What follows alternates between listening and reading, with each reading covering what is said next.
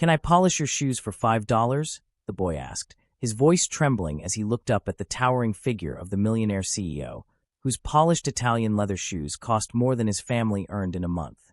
The CEO paused mid-step, his assistant nearly colliding with him. For a moment, the world around them kept rushing by, honking taxis, men in crisp suits, women in tailored dresses carrying coffee and urgency. But in the boy's wide brown eyes, there was something that made time stagger and hold its breath. $5, you say? The CEO's voice was a smooth baritone that usually commanded boardrooms and made seasoned investors lean forward in their seats. "Yes, sir," the boy whispered, clutching the small wooden box that held his scuffed brushes and a single tin of polish worn to the bottom. "My mother, she's sick. I need to buy her medicine before the pharmacy closes." Behind them, the glass doors to the marble lobby stood open, waiting to swallow the CEO back into his world of luxury and predictable success. But he didn't move. He studied the boy, noticing the hollow cheeks, the frayed cuffs of his sweater, the bruised dignity in the way he tried not to look desperate. He knelt, one knee creasing the perfect line of his trousers, and held out his shoe. "Go ahead, then." The boy let out a breath he'd been holding, his small hands trembling as he set down his box. A tiny crowd began to gather, some smirking, some pitying, others recording on their phones to post later with captions about charity or the fall of dignity. But the boy ignored them all. He dipped the rag into the tin, his knuckles scraped and raw, and began to rub in small, determined circles. The CEO watched him, feeling a heaviness press behind his ribs, a sensation he hadn't welcomed in years. It reminded him of a time before quarterly earnings, before mergers and private jets, before he'd learned how easy it was to shut out the voices that needed help. "How old are you?" he asked, keeping his tone even so the boy wouldn't flinch. "10, sir," the boy said, his eyes fixed on the leather, as if the shine he could coax from it would somehow make the world kinder. "And your mother, what's wrong with her?" "She has pneumonia," he murmured. "The doctor said the medicine will help her breathe. But it costs $27. I only have 19. If I can polish a few more pairs, I can buy it." A woman in a gray suit stepped forward, touching the CEO's shoulder. "Mr. Hanley, we really have to go. The quarterly review." "Reschedule it," he said without looking up. His voice was quiet, but in that quiet was the weight of authority that no one dared question. The boy's hands worked faster now, as if he feared the moment would be taken from him. His eyes flicked up once, hopeful, searching the CEO's face for any sign of mockery. But all he saw was something he didn't recognize, a kind of sadness. "What's your name?" "Daniel," he said. "Daniel," the CEO repeated slowly, as if testing the way the syllables felt on his tongue. "You're working very hard for your mother." She always says I'm the man of the house now," Daniel said, his voice breaking just slightly. "And a man doesn't give up, even if it's hard." The CEO swallowed. He remembered a small apartment on the east side of the city, the smell of frying onions and cheap soap, the echo of his own mother's voice telling him that someday he'd build something better than what they had.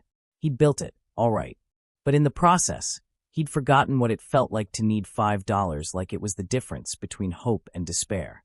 When Daniel finished, the shoes gleamed with a brilliance that would have satisfied any boardroom. He sat back on his heels, wiping his hands on the rag. "I'm done, sir," he said, trying to sound professional.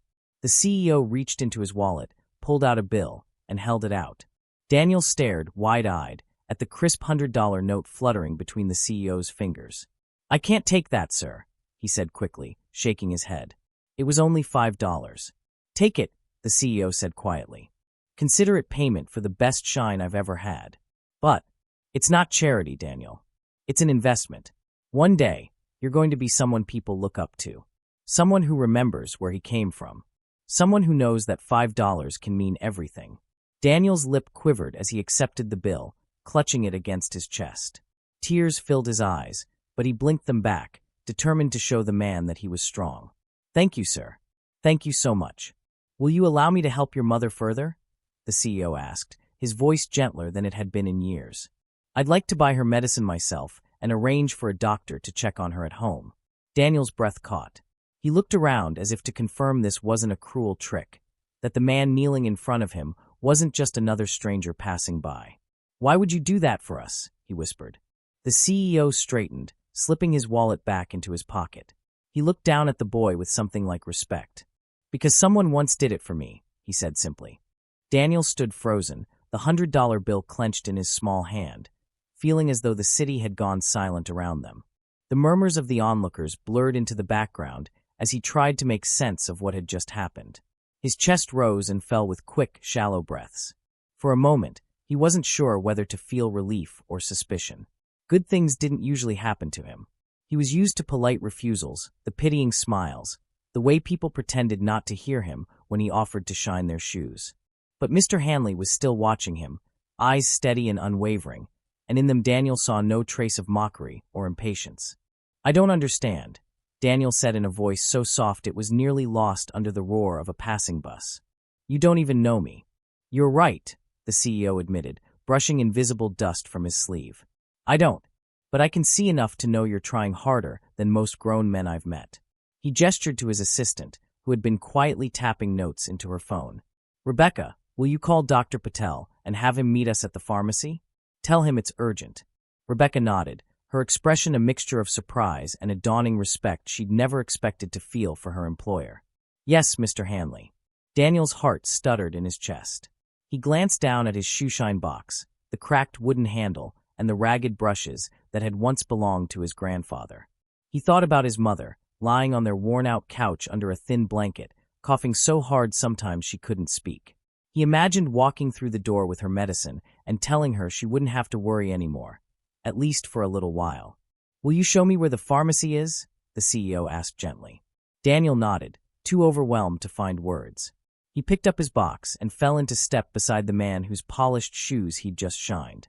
The people who'd gathered to watch parted without a word, some of them averting their eyes as if ashamed of their curiosity.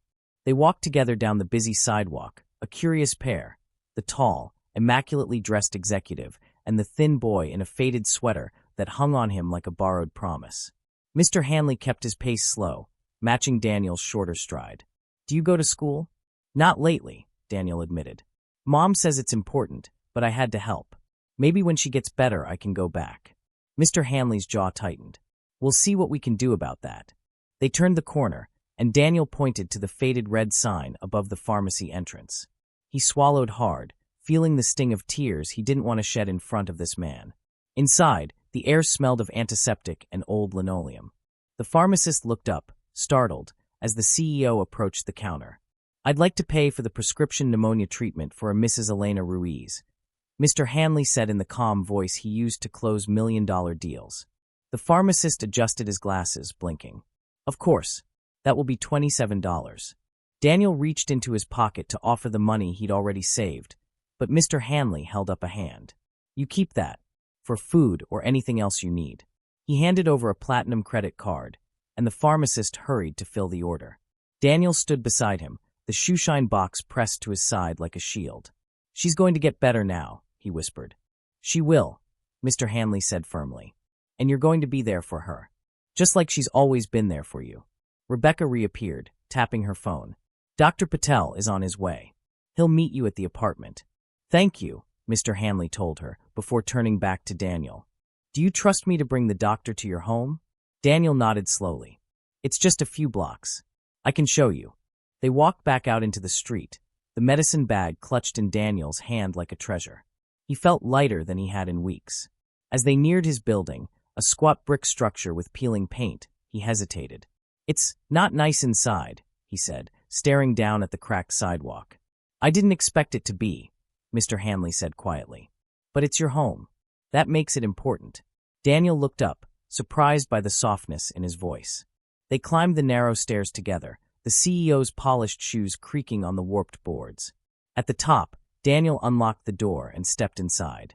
The living room smelled of damp and cough syrup. His mother lay propped up on the old sofa, her skin pale and her hair clinging to her temples with sweat. She looked up, confusion flickering across her face. "Danny," she rasped. "Who is this?" Daniel set the medicine down carefully. "Mama, this is Mr. Hanley. He helped me get your medicine. And he brought a doctor to make sure you get better." Tears filled her eyes, tracking down her cheeks as she tried to sit up. "I don't know how to." "You don't have to thank me," Mr. Hanley interrupted gently, crossing the room to rest a hand on the back of the sofa. "Just focus on getting well." Daniel watched as Dr. Patel entered, his bag in hand, and knelt beside his mother. The The CEO stepped back, but he didn't leave. He stayed there as though he'd known them all his life, as though this was exactly where he was meant to be. Daniel stood in the corner of the dim living room, arms wrapped around his shoeshine box, feeling a trembling in his chest that had nothing to do with fear this time. It was something else, something almost like hope. Mr. Hanley stood near the window, looking out over the city as Dr. Patel examined Daniel's mother. The doctor's quiet voice, professional and steady, mingled with the sounds of traffic below and the soft, ragged breathing from the couch. Daniel had never seen anyone look at his mother the way this man did, not as a burden or a problem, but as a patient worth saving. Dr. Patel unwrapped the new medicine, prepared a dose, and helped her sip the liquid. "It will bring her fever down," he murmured. "We'll need to keep her warm and hydrated. I'll arrange for a nurse to check in twice a day." Daniel's mother tried to speak, but her voice cracked. She reached for Daniel's hand instead, squeezing it weakly. Her eyes fluttered shut, and he felt her breathing begin to slow into something less labored, less painful. Mr. Hanley finally turned back from the window, studying Daniel and his mother as if memorizing the details. "You did this," he said, his voice low but firm. "You didn't give up when everyone else would have. You stood on that street corner because you refused to let her fight alone." Daniel felt the tears finally slip past the barrier he'd tried to build. He looked away, ashamed of crying in front of a man so powerful. But Mr. Hanley stepped closer and crouched to meet his gaze. "Do you know why I stopped today?" Daniel swallowed hard and shook his head. "When I was your age, my mother was sick too," he said, his voice rougher now, stripped of all the polish it carried in boardrooms. "I went to a store one day, trying to buy medicine we couldn't afford. The man behind the counter saw me counting coins. He gave me what I needed and told me to come back and pay when I could." Daniel blinked, listening without daring to move. "I never forgot how it felt to be seen, to be helped without being made to feel small," Mr. Hanley continued. "That moment shaped everything I became. I promised myself that if I ever had the means, I would never look away from someone trying to do right by the people they love." Daniel looked down at the $100 bill still crumpled in his fist. He thought of the hours he'd spent running from rejection to rejection, of the nights he'd lain awake listening to his mother cough. And now, suddenly, there was a future that felt possible again. Dr. Patel closed his bag and gave a small nod to Mr. Hanley. "She'll rest easier now. I'll have the nurse here before evening." "Thank you," Mr. Hanley said. He looked back to Daniel's mother, who was drifting into sleep. "You've raised a remarkable son, Mrs. Ruiz." Her eyelids fluttered, and for the first time in weeks, there was a faint, peaceful curve to her lips. Mr. Hanley rose and handed Daniel a business card with embossed gold lettering. "If you ever need anything, school supplies, groceries, or just someone to call, you use this number. Understand?" Daniel took the card like it was something sacred. "Yes, sir. And one more thing," Mr. Hanley added. "You shouldn't have to choose between taking care of your mother and going to school. Tomorrow, my assistant will help you enroll again. Your job now is to learn and grow. Let us help with the rest." The words crashed into Daniel's heart like a tide breaking over rocks. He felt something open in him, a place that had been closed off by too much disappointment. "I don't know how to thank you," he whispered, voice unsteady. "You already did," Mr. Hanley said, placing a steady hand on his shoulder. "By reminding me why I do any of this in the first place." He turned to go, and Daniel followed him to the doorway. The late afternoon sunlight spilled across the hall, painting everything in gold. At the threshold, Mr. Hanley paused and looked back. "Daniel, take care of her. And take care of yourself." "I will," Daniel promised, his voice stronger now. As Mr. Hanley and Dr. Patel disappeared down the stairs, Daniel closed the door and pressed his back to it, the business card clutched against his heart. The apartment still smelled of damp and old paint, but somehow it didn't feel so hopeless anymore. He crossed to the sofa and knelt beside his mother. Her breathing was even, her face calm in sleep. For the first time in what felt like forever, he believed she would get better. He set the shoeshine box carefully beside the chair. It had carried him through the worst days, but maybe, just maybe, he wouldn't need it much longer. He looked out the cracked window, where the last light of day touched the rooftops, and he felt something he'd almost forgotten existed. It was possibility. It was the knowledge that one act of kindness could change a life. And that no matter how small you were, no matter how little you had, you were never truly invisible if you had the courage to keep trying. Daniel took a deep breath, feeling the warmth of hope begin to settle into his bones.